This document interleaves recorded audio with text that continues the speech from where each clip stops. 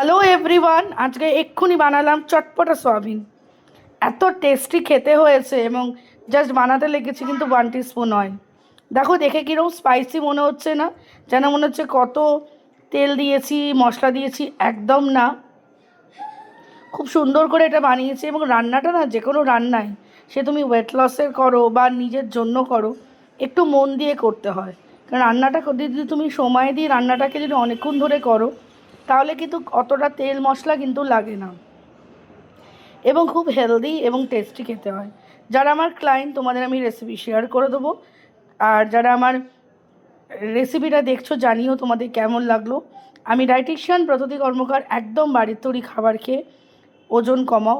এবং আমার ডায়েট প্ল্যানে কোনো রকম অ্যাপেল সাইডার, চিয়া সিড, ফার্নিক সিড থাকে না। কলকাতাতে আছে আমার 6টা ক্লিনিক। আমি online offline video call counselling করি। যারা চাইছো আমার সাথে যোগাযোগ করতে পারো। একদম কম খরচে ডায়েট প্ল্যান। হেলদি থাকো, ভালো থাকো।